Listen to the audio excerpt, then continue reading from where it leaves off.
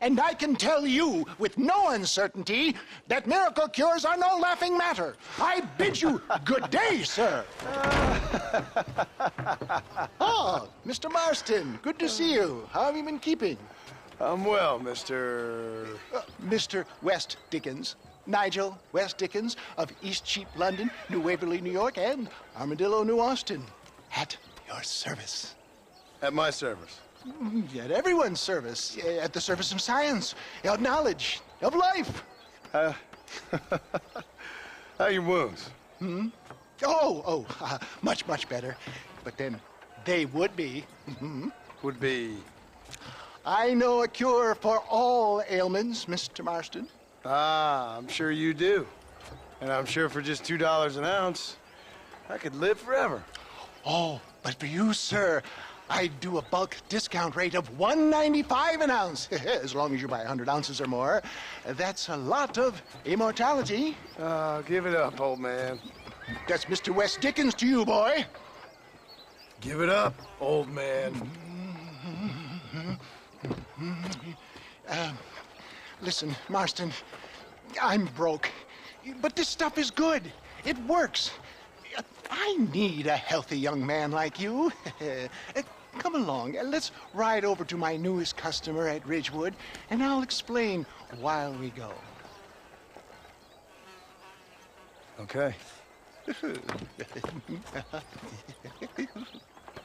Head for Ridgewood Farm, John, and hurry. There are people there in dire need of my tonic.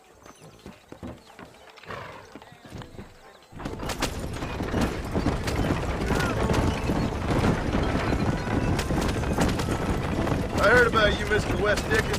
And I about you, John Marston. Hoodwinking the weak, gullible out of their hard-earned money. My dear boy, it is you who is gullible, if I may be so bold, for heeding such ill-informed You're scuttlebutt. as full of wind as a horse with the collar.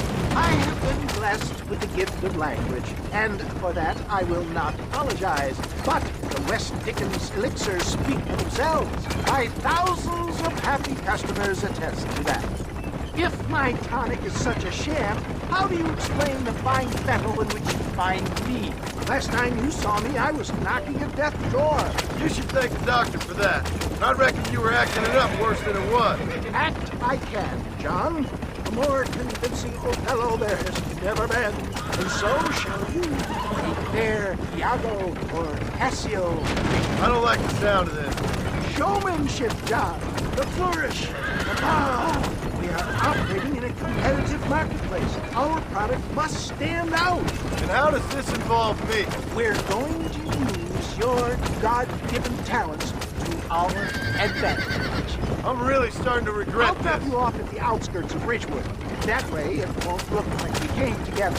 Once I'm set up, saunter nonchalantly into the crowd that is sure to be forming. Eventually, I'll call you up to try my tonic. After extolling the virtues, I will have you perform a few feats of wonder to amaze and impress the public. Such as? Oh, nothing out of the ordinary for a man in your line of work, I assure you.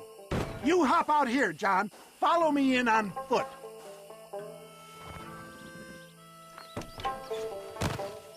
I'll see you there. Be ready to enchant the crowd.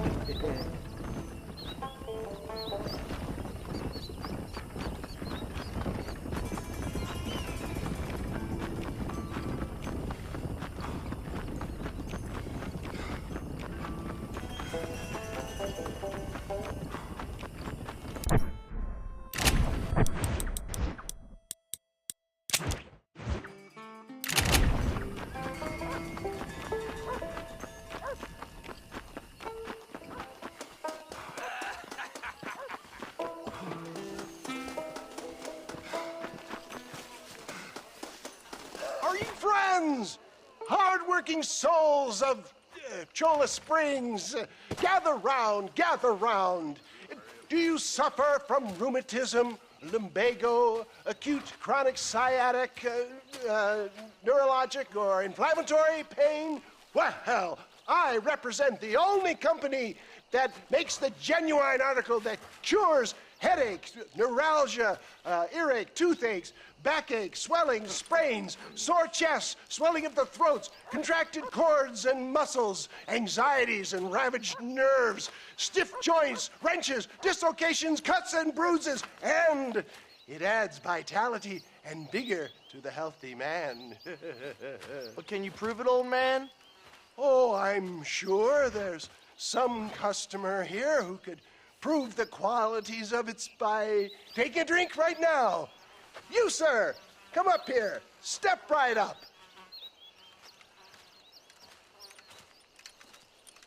That's the spirit. Ladies and gentlemen, pay close attention.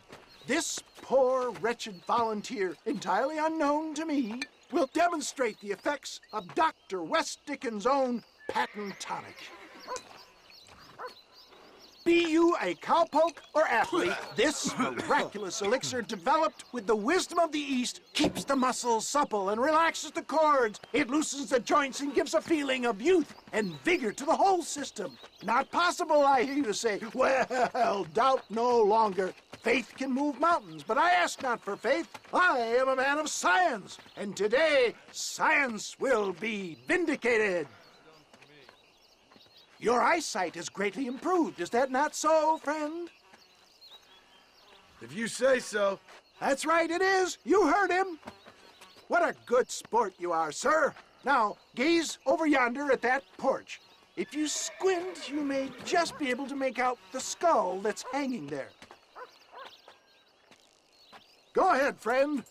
Shoot that skull and demonstrate the miraculous eyesight you now possess.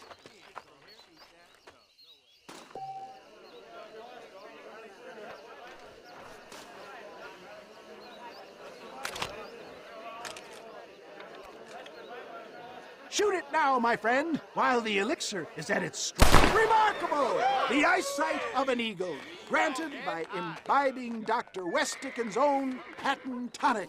Anybody can make that shot. This man is a fraud. If your eye's so damn sharp, why don't you try shooting my hat out of the air? My friends, our test case has been challenged to shoot a gentleman's hat out of the sky above our heads. You can fool these people, but you ain't fooling me. Right. Let's just see how sharp you is with a moving target. Get ready to shoot that hat.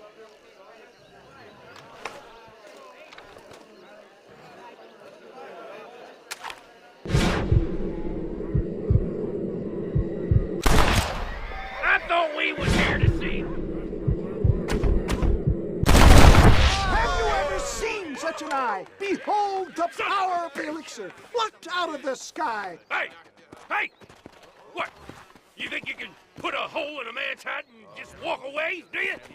Hey, it don't work like that around here, mister. Come on! Are you a man or not? A prayer for a display of Herculean force. Perhaps he needs another dose. You hit my... Come on then, partner!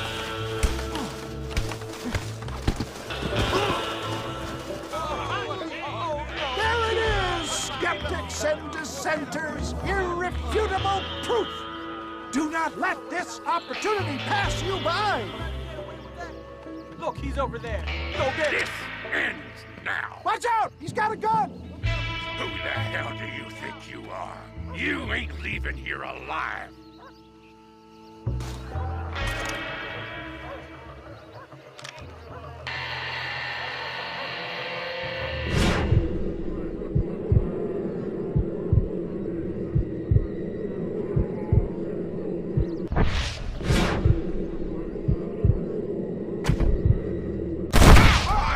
Marvelous shot, dear boy.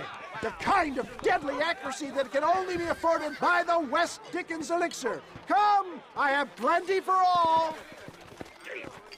You'll be fine.